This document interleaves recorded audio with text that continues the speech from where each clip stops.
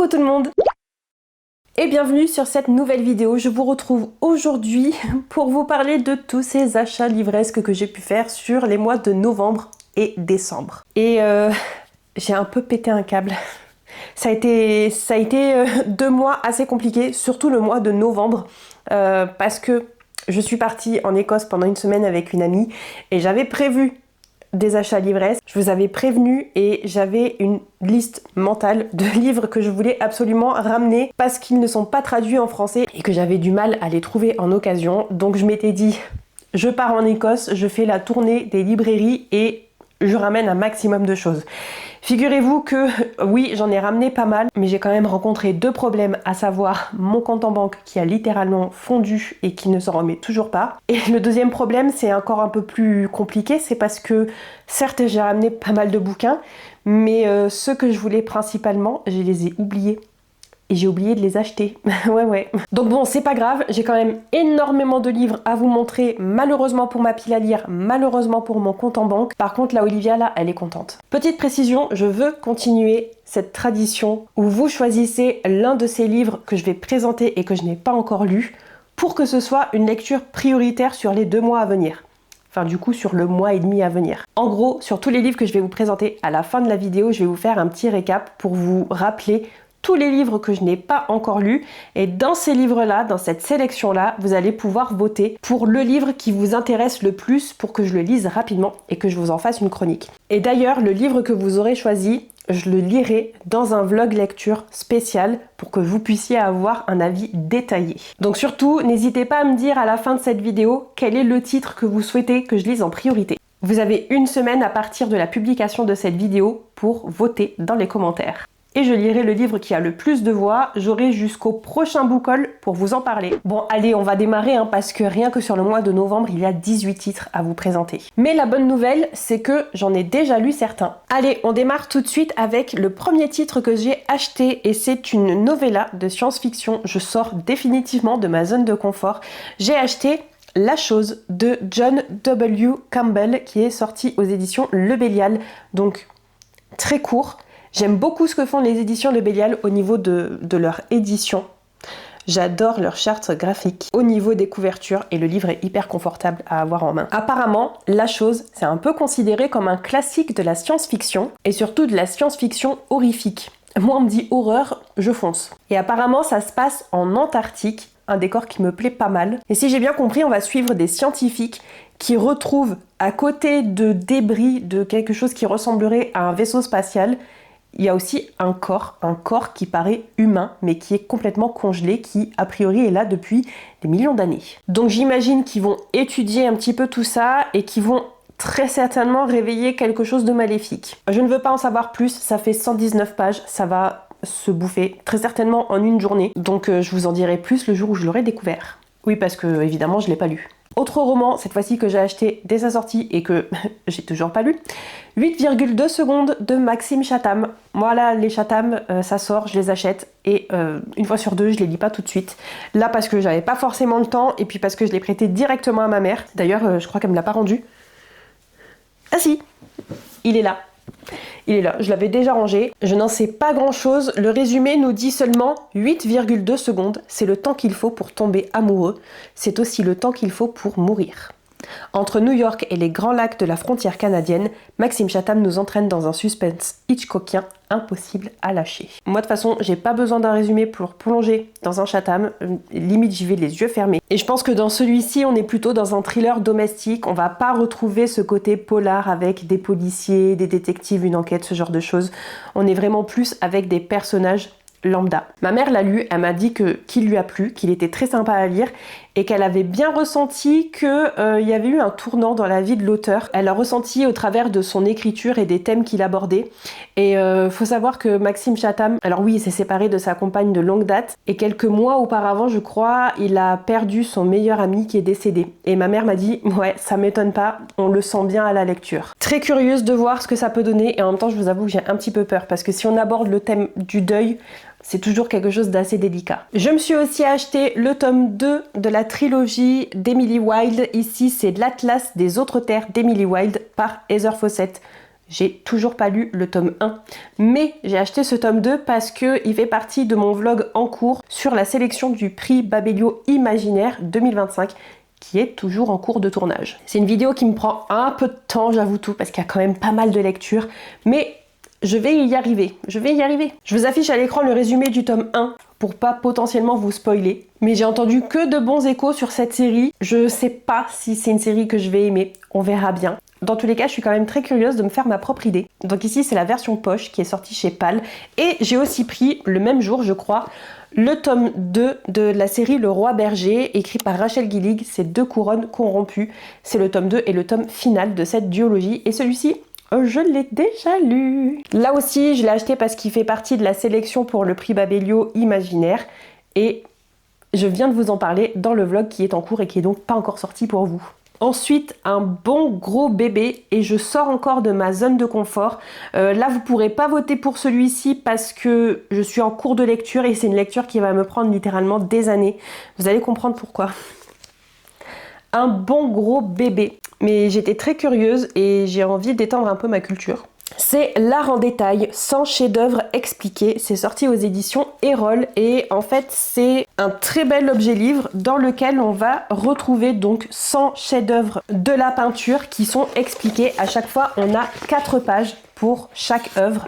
Donc par exemple celle-ci, c'est la prochaine que je dois lire. Et on a les 2 pages ici pour la présentation et un petit historique de l'artiste et de l'œuvre. Et sur les 2 autres pages suivantes, on a plus de détails sur l'œuvre avec des zooms et des explications sur les symboles, les techniques abordées, etc. etc.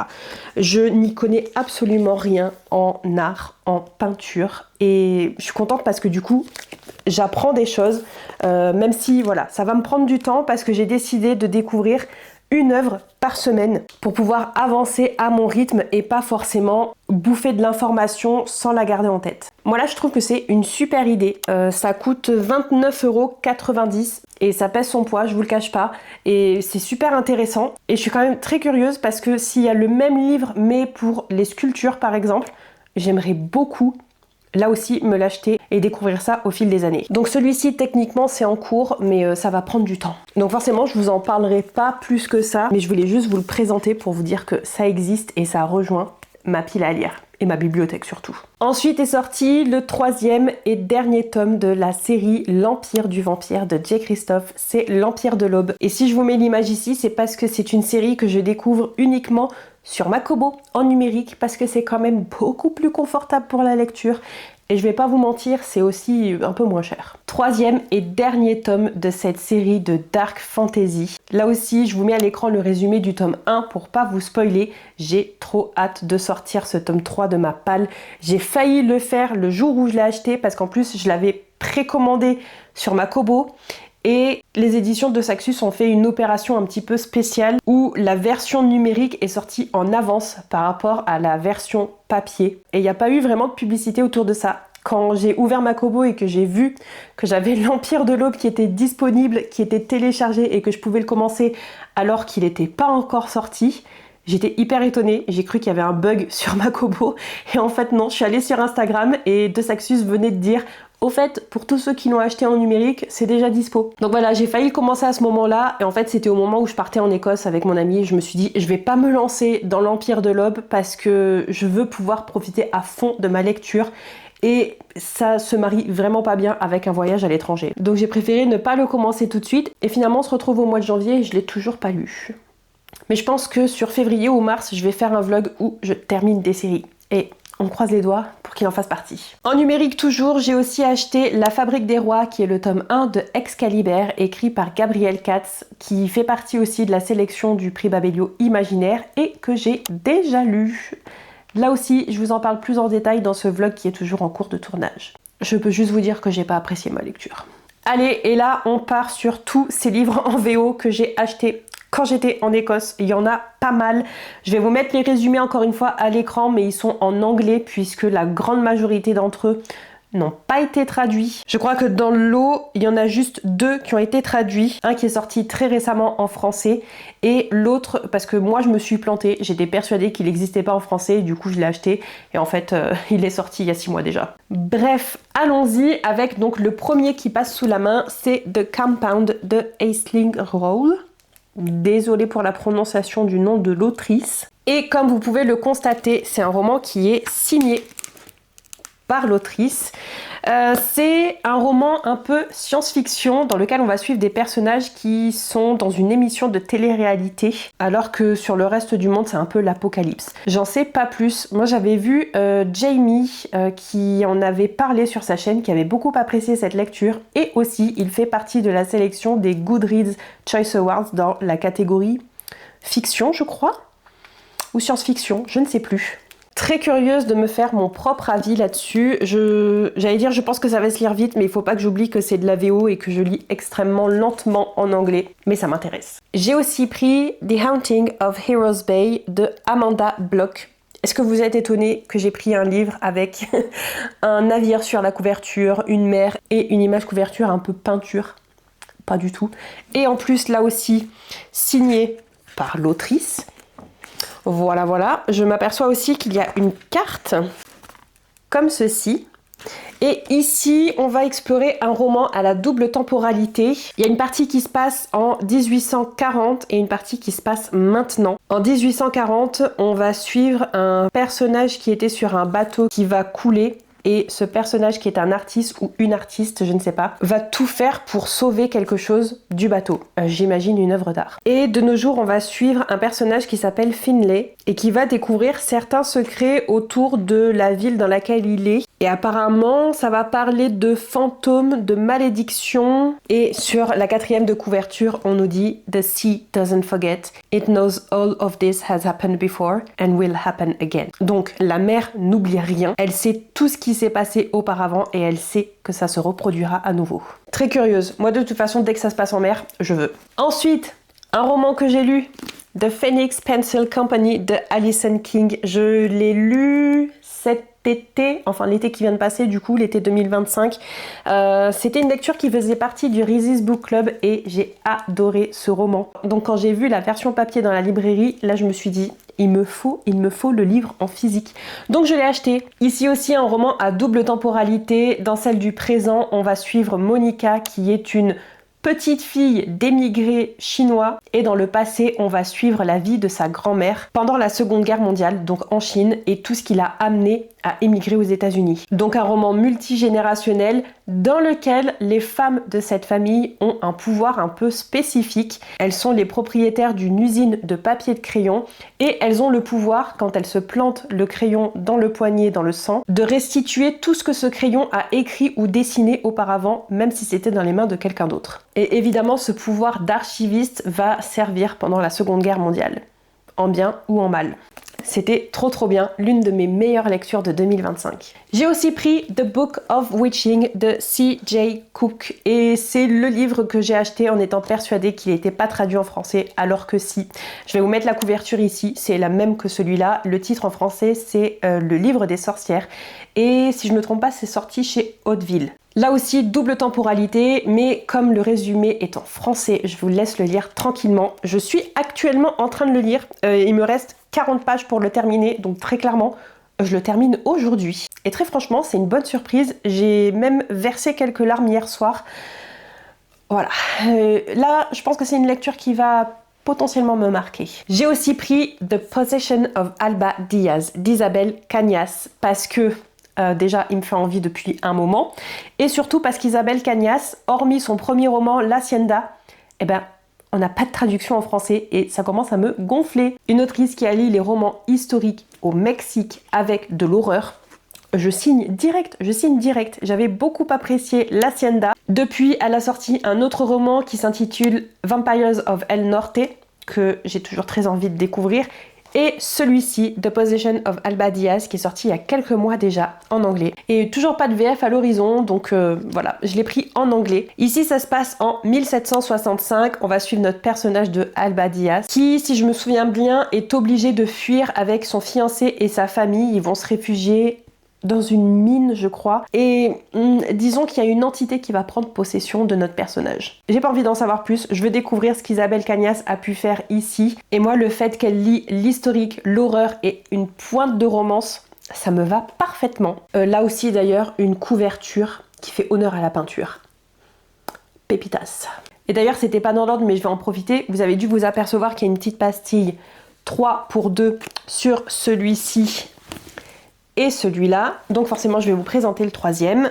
C'est Watch Your Back de Emma Christie. Et celui-ci, il est signé par l'autrice, autrice écossaise. Et si j'ai acheté celui-ci, c'est parce que j'étais curieuse. C'était un livre qui était mis en avant pour ce mois-là, pour le mois de novembre, parce que autrice écossaise et parce que c'était le polar écossais du mois. En fait, tous les mois, ils mettent en avant un polar écrit par un auteur local. Et donc au mois de novembre, c'était Watch Your Back. Un thriller qui se passe non seulement en Écosse, mais en plus à Édimbourg. Et moi, je l'ai acheté à Édimbourg. Donc quand je l'ai vu, je me suis dit, il me le faut pour continuer à voyager, continuer à explorer la ville et pourquoi pas reconnaître certains endroits. Ces deux-là étaient à 9 livres 99 et celui-ci était à 10 livres 99.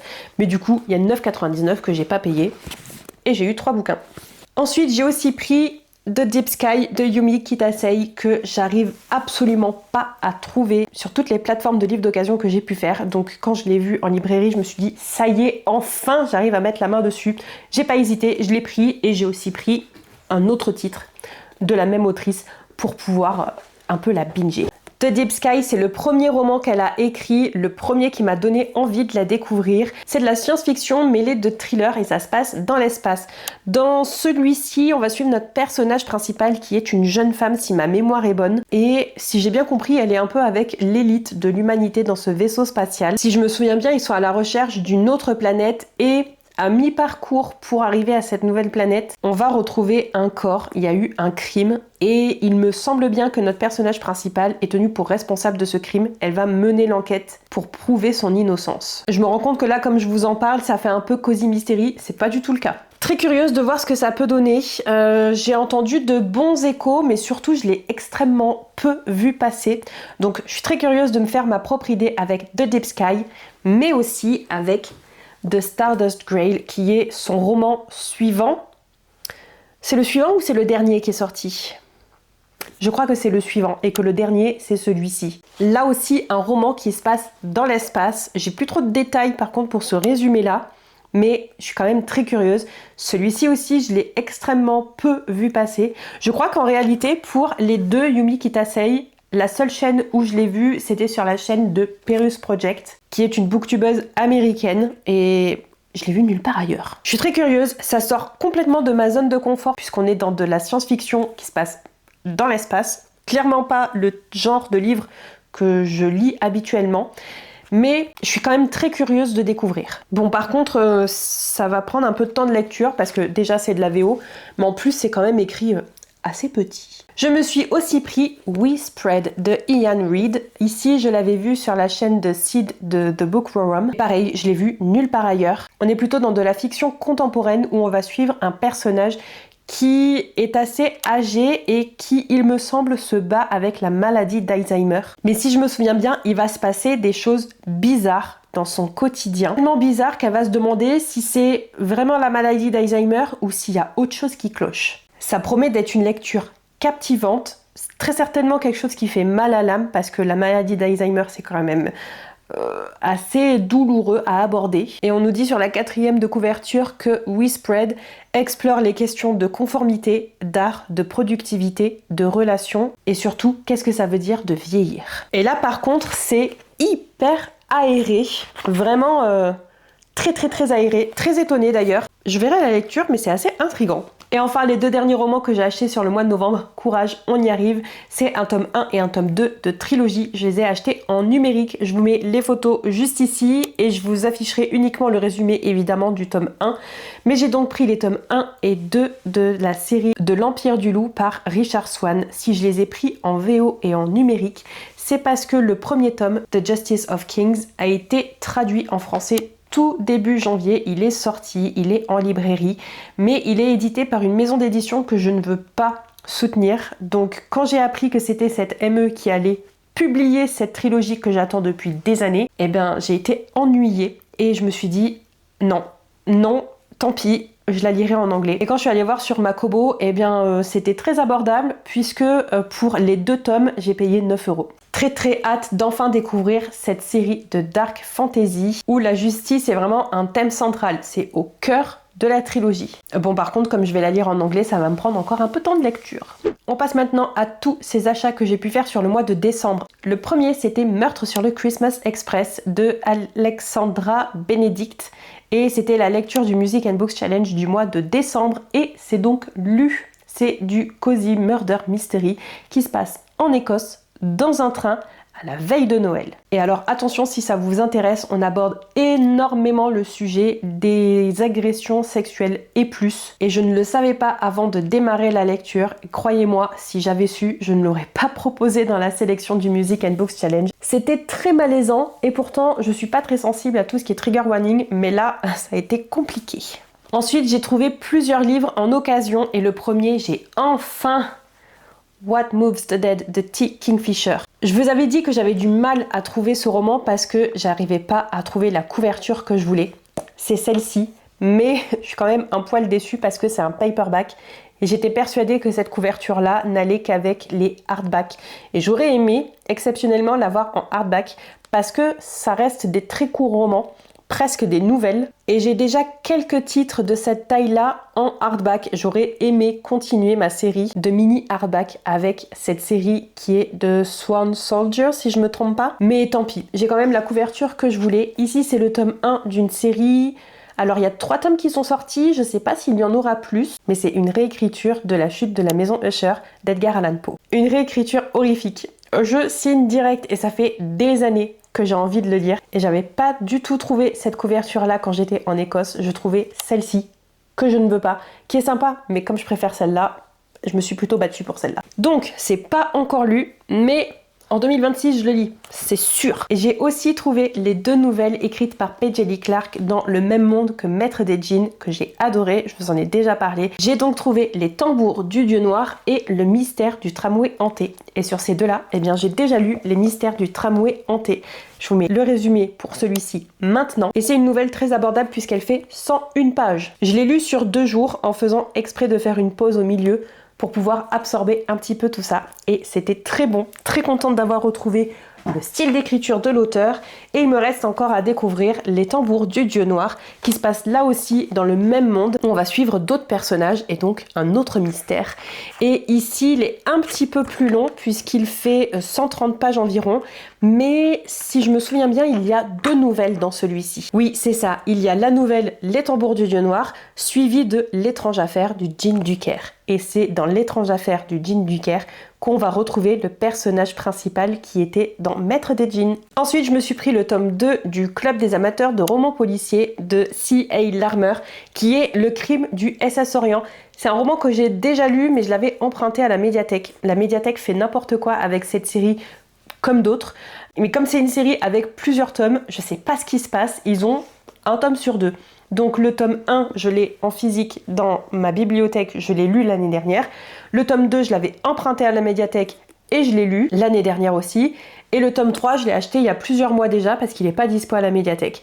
Donc finalement, dans ma bibliothèque, depuis plusieurs mois, il y a le tome 1 et le tome 3 et pas le tome 2. Donc c'est enfin rectifié avec l'achat de celui-ci que j'ai donc déjà lu. J'ai enfin acquis Upgrade de Blake Crouch dans sa version Totem. J'adore ce que font les éditions Game Master avec leur collection poche. J'adore la charte graphique, j'adore l'utilisation des couleurs et j'adore Blake Crouch, un auteur que je dévore sur chaque lecture. J'ai déjà découvert Wayward Pines que j'ai complètement bouffé et Dark Matter qui s'est aussi dévoré. J'ai grand espoir que ce soit la même chose avec Upgrade. J'imagine qu'on va encore partir dans un thriller science-fiction haletant au possible. J'ai trop hâte de le lire et je pense que peu importe votre choix, quand je le lirai, je ferai un vlog lecture uniquement sur celui-ci parce que Je veux vous partager mon expérience de lecture avec du Blake Crouch. J'ai aussi pris Fahrenheit 451 de Ray Bradbury, qui est notre lecture du premier trimestre de 2026 dans ce book club non officiel des Banned Books. Vous pouvez nous rejoindre sur Discord si ça vous intéresse. Ça reste très chill, on lit un livre par trimestre et donc pour le premier trimestre 2026, ce sera celui-ci. Un classique de la littérature dystopique dans lequel on va suivre un personnage principal qui est un pompier. Mais ici, les pompiers ne servent pas à éteindre les feux, ils servent à brûler les livres, à brûler la culture. Mais un jour, il va tout remettre en question. Très curieuse d'enfin découvrir la version roman, puisque je l'avais déjà découvert en version BD, grâce aux éditions ActuSF, ici, avec leur nouvelle collection BD. À Noël, j'ai reçu un seul livre. Et je l'avais demandé sans tout à fait le demander non plus. J'avais dit, si jamais vous avez des petits soucis pour trouver, il se trouve que les éditions Léa rééditent une de mes séries préférées, qui est le livre des Terres Bannies de John Gwynne, en version collector, s'il vous plaît. Donc, j'ai reçu le premier tome à Noël. C'est Malice. Malice que j'ai lu... Je sais plus si c'était 2021 ou 2022. Je crois que c'était 2022. Et entre-temps, j'ai terminé la série. En début 2025, j'ai lu le 4e tome, Fureur, au mois de mars et je suis toujours en PLS. Et donc là, je vais redémarrer une collection avec cette série puisque forcément j'ai le tome 1 et le tome 2 est aussi sorti en format collector. Les tomes 3 et 4 a priori ne vont pas tarder. Et je voulais vous montrer celui-ci. Évidemment, je l'ai déjà lu, mais la beauté, pardon, hein, excusez du peu, mais la jaquette est réversible avec la carte des Terres Bannies et l'objet livre en lui-même, magnifique et au dos. Je ne sais pas si vous allez le voir, mais il y a un petit fondu avec la carte des Terres Bannies justement. Voilà, de toute beauté. De toute beauté. Et à l'intérieur, c'est comme ceci. Le jaspage, évidemment. Magnifique, magnifique. Je me demande même si je vais pas les laisser comme ça directement dans ma bibliothèque. J'hésite. Bon, maintenant, il faut que je m'achète Bravoure dans ce même format. Et enfin, le dernier roman qui a rejoint ma bibliothèque sur les derniers jours de décembre, c'est le tome 4 de Dungeon Chronicle de Matt Diniman. C'est Le Portail des Dieux Infernaux. Et je suis allée l'acheter parce que je me suis dit que peut-être je l'aurais au pied du sapin à Noël et ça n'a pas été le cas. En même temps, je ne l'avais pas demandé, donc c'est de ma faute. Et je me suis dit que je pouvais pas démarrer l'année 2026 sans l'avoir avec moi, au cas où si j'ai envie de le lire avant. Malheureusement, ça n'a pas été fait, je ne l'ai pas encore découvert. J'ai bon espoir de le lire sur le mois de janvier. Faut juste que j'avance sur les lectures que j'ai en cours, mais j'ai trop hâte de retrouver Carl et Donut et compagnie. Je suis trop pressée de découvrir ce tome 4. Ce sera le premier livre de cette série que je vais lire en version papier, puisque pour les 3 autres qui sont par là, je les ai dans ma bibliothèque, mais je les ai lus en version audio. Et pour le tome 4, il a même pas été annoncé encore en version audio, donc j'ai pas envie d'attendre.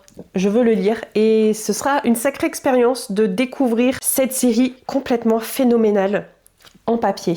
J'ai trop hâte. J'ai hâte de retrouver Carl et Donut, j'ai hâte de me faire leur voix dans ma tête et de rigoler toute seule. Voilà, ça y est, on est enfin arrivé à tous ces romans qui ont rejoint ma pile à lire sur la fin 2025, novembre et décembre. Donc maintenant, je vais vous faire le récapitulatif de tous ces romans que je n'ai pas encore lus et vous avez largement le choix. Alors, vous pourriez voter pour La Chose, 8,2 secondes, L'Atlas des autres terres d'Emily Wilde. Celui-ci, je vous conseille quand même de pas vraiment voter parce que j'ai quand même prévu de le lire mais dans un autre vlog. L'Empire de l'Aube, The Compound, The Haunting of Heroes Bay, The Possession of Alba Diaz, The Deep Sky, The Stardust Grail, We Spread, Watch Your Back, The Justice of Kings. Je vous mets pas le tome 2 puisqu'il faut d'abord que je lise le tome 1. What Moves the Dead, Les Tambours du Dieu Noir, Upgrade, Fahrenheit 451 et Dungeon Chronicle 4. Je vous remercie par avance de tous ces votes dans les commentaires et si vous avez déjà lu l'un de ces titres, surtout n'hésitez pas à me dire ce que vous en pensez. Et si vous êtes arrivé jusqu'à la fin de cette vidéo mais que pour une raison ou pour une autre vous ne souhaitez pas voter, vous pouvez toujours me laisser l'emoji peinture puisqu'il y a quand même plusieurs couvertures en rapport avec cet art là. Quant à nous, on se retrouve très bientôt dans une prochaine vidéo, le mercredi à 10h et le samedi à 10 h aussi. Bye bye!